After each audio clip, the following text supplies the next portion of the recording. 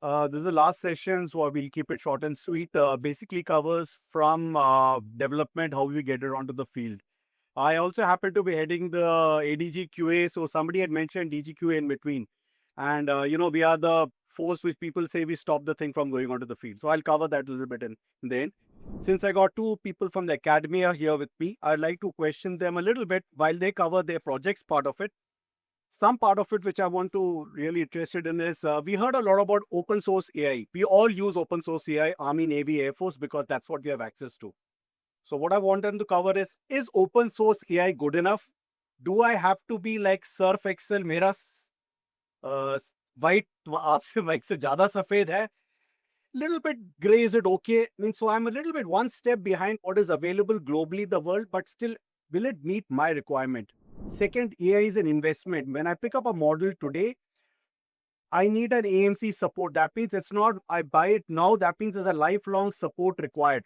How do we keep up with the startups in that piece? The startup may fold up after say 5 years, maybe 6, 7 years. You already have heard most of the startups in the field, like Sagar, was just 10 years old.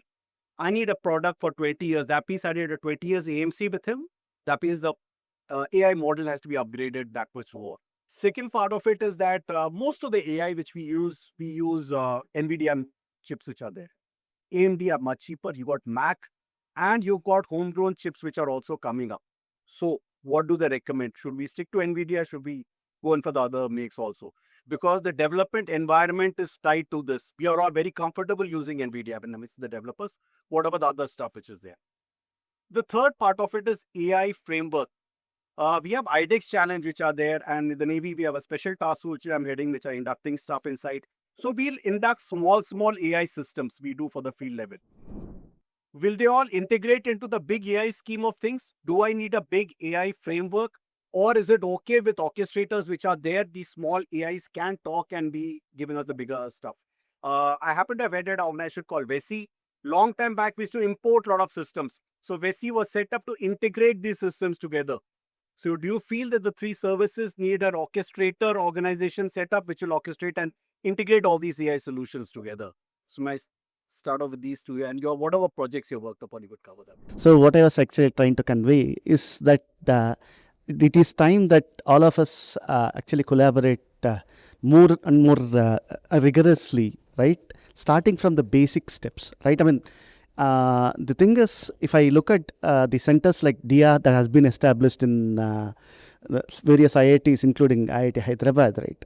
It's actually a starting point, and there are some aspects that are being actually taken up.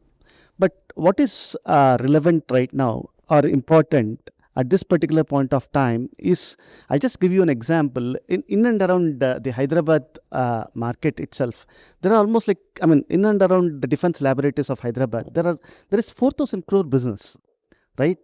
I mean, that nobody knows. Nobody is that aware of. I mean, small products they actually supply, and then they are like 100 crore companies, 200 crore companies that are existing there, right? So, I mean, it is like we are importing and using the cases, but the most important factor is if we can actually identify a set of products and let the Indian academia, right? I mean, with IITs pioneering it, let them develop these prototypes, and then after that we can actually take it step by step. Now, the question of open AI versus the other I mean, tools per se, right? Open AI has its own disadvantages. I mean, as when I mean open source AIs, I mean, correct, and compared to proprietary. Correct. So open source AIs, the way I understand is the following, right? I mean, when I actually go for an open source AI, my data is also vulnerable, right? I mean, I'm actually giving an access to my data. So that is a challenge that we may have to actually look into, right? As compared to a professional AI where there is a guarantee that my data will not be used for training the models. So that is something that open source AI on your proprietary network.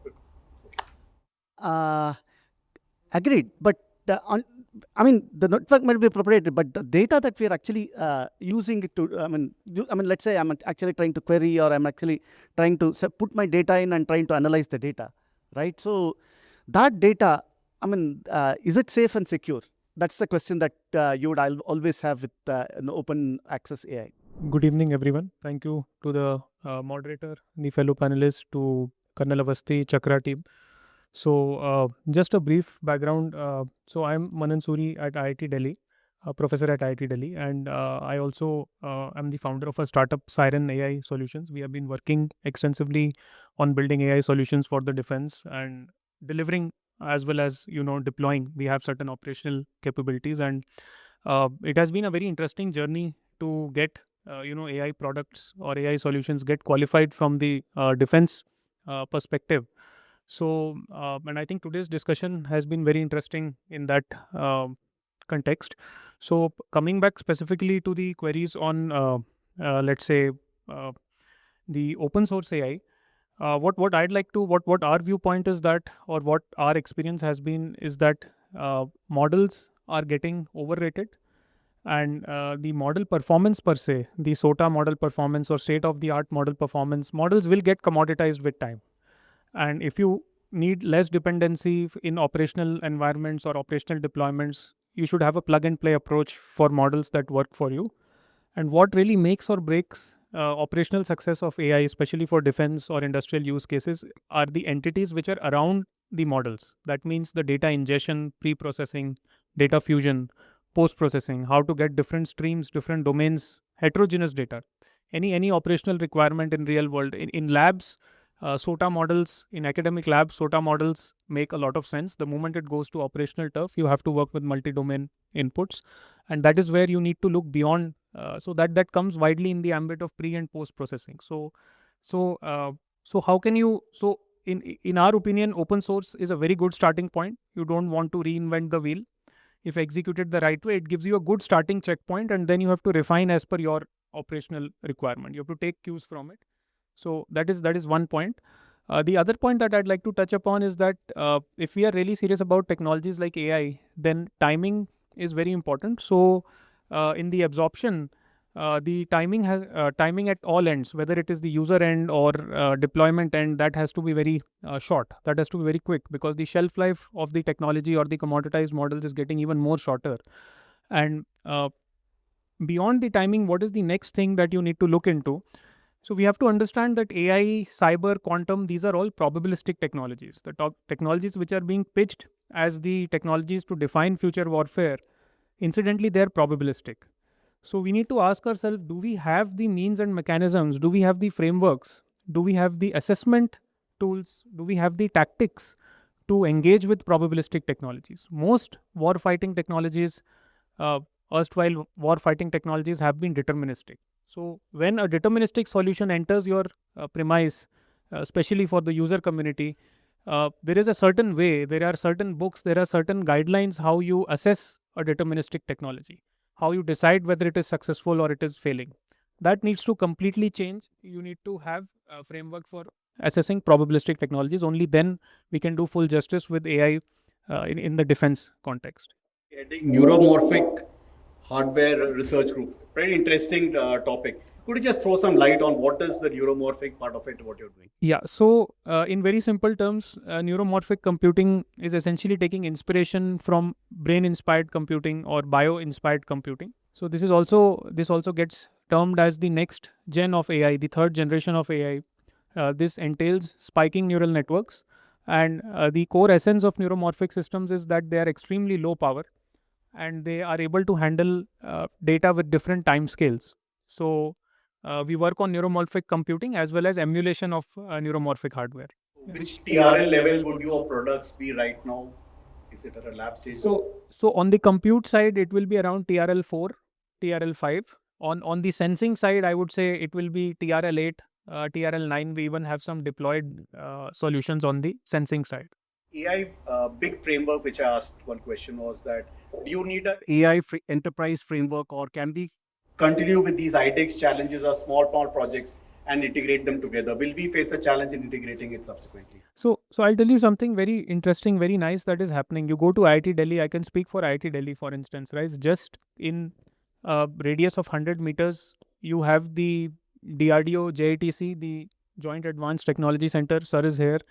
We have a building, RNI building, in which more than 85 IDEX projects are incubated. So that is the startups. There is DRDO. Then we have the Indian Army cell, which is also sitting in IIT Delhi. So these are wonderful co-integration changes which all of us dream of, but they're not talked about, right? We talk about all actors getting together, startups, academia, DRDO, all in one place.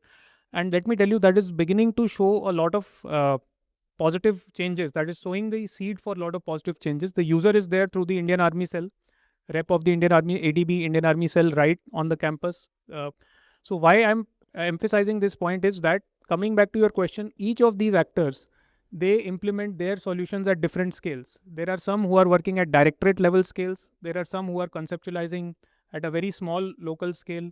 So there is room for all solutions, and we have to take an approach where all can, all kind of solutions can be deployed. Because also, coming back to the point of CDS, sir, in the morning, in the earlier session, that when denial hits, whether it is EW denial or when you hit in an operational crisis, your enterprise thing suddenly becomes edge.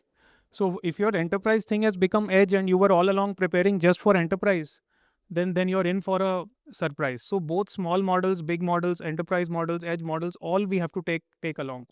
Thank you, guys. Just to cover a little bit, for both of them, I'd like to since they've made products, have they faced a challenge in productionizing these systems and getting it inducted into the armed forces? Could you throw some light on that? So that is actually a wrong expectation from the academia side. I mean, academia is not supposed to kind of go to a production level, right? So there has to be a bridge, right? I mean, we can actually do up to this. See, our main role is to actually educate and innovate, right? And if we actually get into production, right, I mean, our role actually will actually get diminished. So, I mean, in India, especially, we are actually expected to do everything on that. And that is not possible. So, I mean, what we can actually do is up to TRL 4 or TRL 5. And then there should be a mechanism. I mean, there should be, I mean, every professor need not be an entrepreneur. Entrepreneurial mindset is completely different. So, you cannot actually assume that that entrepreneurial mindset is actually going to come in at some particular point of time, right? So as far as we are concerned, we do quite a bit of translational research, but we need a mechanism to take this and then take it to the next level. So that is my answer. For you also, could you just answer this? Yeah, so I'll from our experience, I'll share where the challenges lie. So these are mostly mindset challenges or institutional challenges, especially with respect to expectations with AI. The first thing is that all AI, especially defense AI, it needs very specialized data effort. So if you land up at a user premise with a promise of bringing automation, and suddenly the user realizes that they have to put in more manpower to generate the data to achieve that automation, the question that you get back कि आपने तो कहा था AI से काम कम होगा, अब आप कह रहे हो data label करो. So this sensitization needs to be there, or there needs to be parallel efforts for data development, what also Colonel Mehna mentioned in the previous talk. So both have to go hand in hand, so that first shock of doing the effort counter to automation for having the data in the place, that is the first gap. The other gap is, again, what you are delivering at the end of the day is a statistical or a probabilistic technology, very unlike a deterministic technology where you have a 0 and 1. You have something which is in between a 0 and 1. You have something with a confidence of 0.6, 0.7, 0.8. And that is where the question comes on tactics. Like, do we have the tactics to fight warfare or do warfare with statistical technologies, with probabilities? So unless the right kind of tactics are not there, right kind of measuring or assessing instruments are not there, I think we are going to miss out on exploiting the technology to its best in the right framework of time. So sensitization on the data level and sensitization on the tactics as well as the statistical evaluation frameworks, I think these are the three things. Coming to the data part of it, both data at rest and data at motion. What sort of a technology you have been encountering with respect to encrypting it? Because keeping the data secure is very important, and especially this data has to flow over a large network, a complete pan-India, and RF is also involved. So have you faced any challenges in that part of it and converting it and getting it cleared from, say, that DIW and the various organizations in the armed forces? So very specifically, if you're operating more on the let's say, standalone side.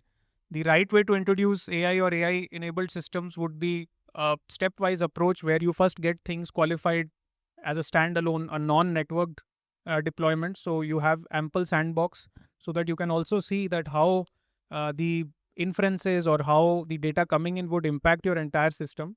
And then in a phased wise manner, you can go to the network. But again, the point that I'd like to share that exploitation of AI uh, in this asymmetric warfare age, it's all about timing. So if you're going to put too many guardrails, by the time you qualify it for deployment or exploitation, it will act, that long qualification procedures would act as uh, deterrent to being able to exploit technology in time. So So what do you recommend as some your side? some bit of risk and a phased wise scale up. Otherwise, air gapped systems or having more rooted data of your own verified rooted data. People worry about data poisoning.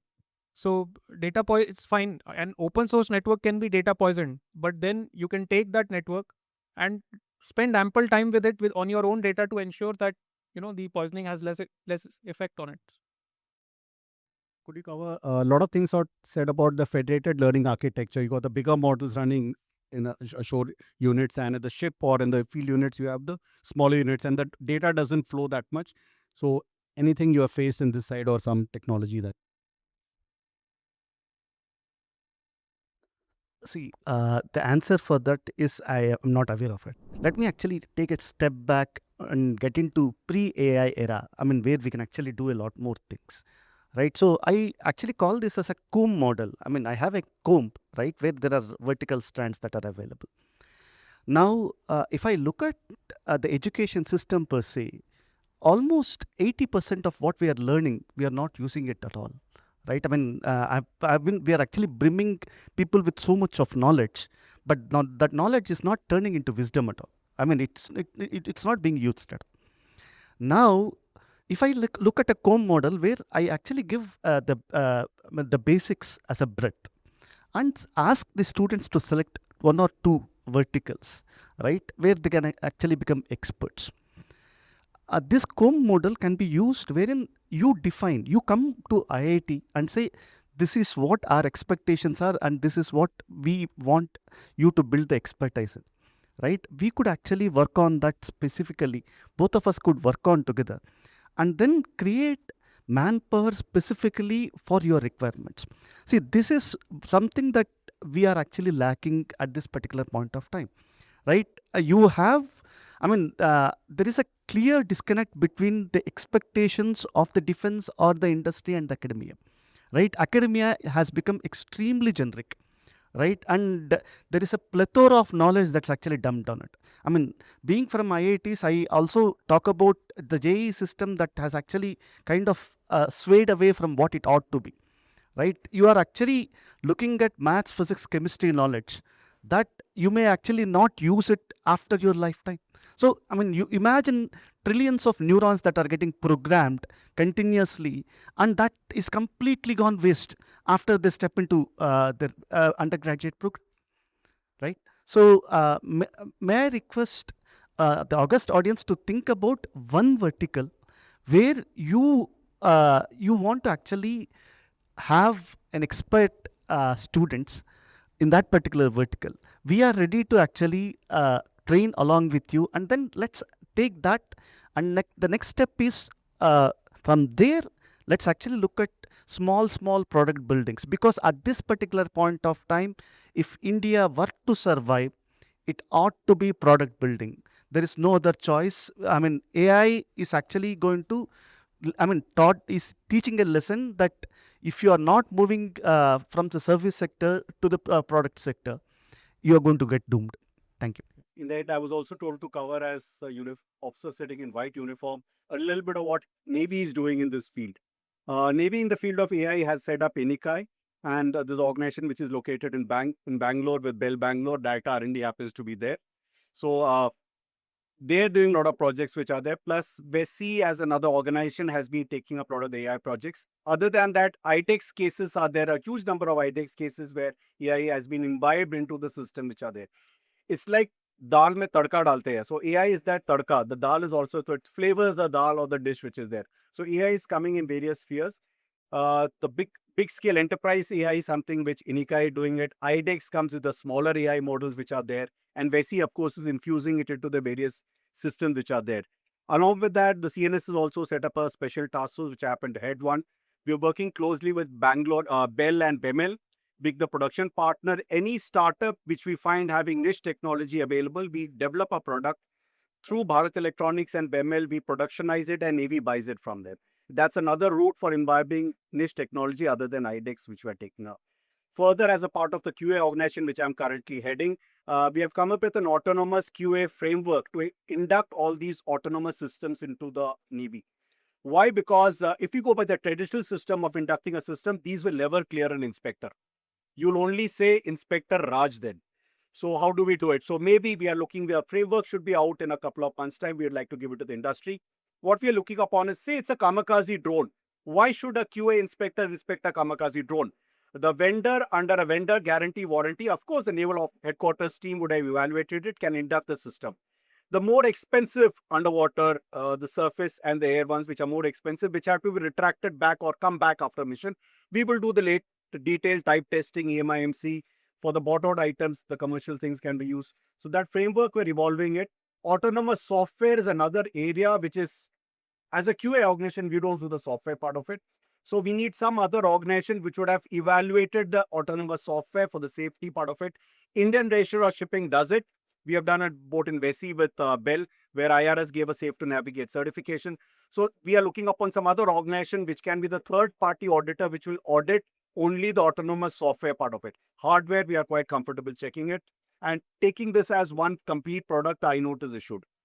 Third thing we have gone for is we are dealing delivery period from iNote now with the naval systems.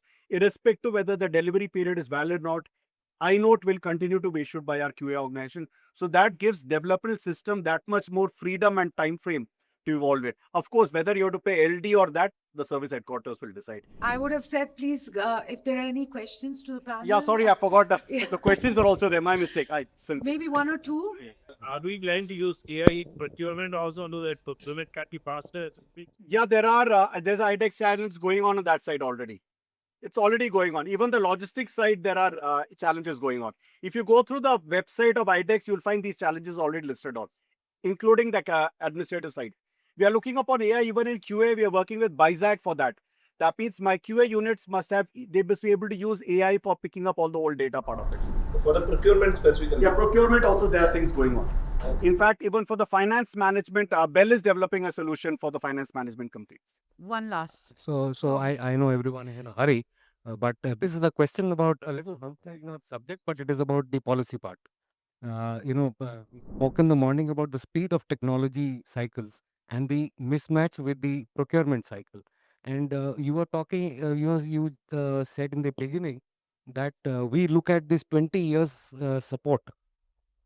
So 20 years support for a modern technology thing, it is there in the rules, it is there in the processes.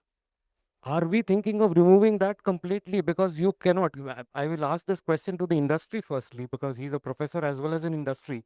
Can you support a high technology stuff for 20 years or even 10 years? I think in all practicality, if you find any OEM who is going to legally promise you something on AI, cyber, quantum for more than 3 years, they're either a magician or fill in the blanks. Okay? So the pace at which technology is evolving, you just cannot ascertain anything beyond a 3-year obsolescence lifetime for these three technologies. So the model is we go for a system upgrade every 5 years. So within 8 or 9 years, we automatically upgrade a weapon system also today. Though we say 20 years, but within 10 years, you do upgrade it. Your processor boards are not available after that.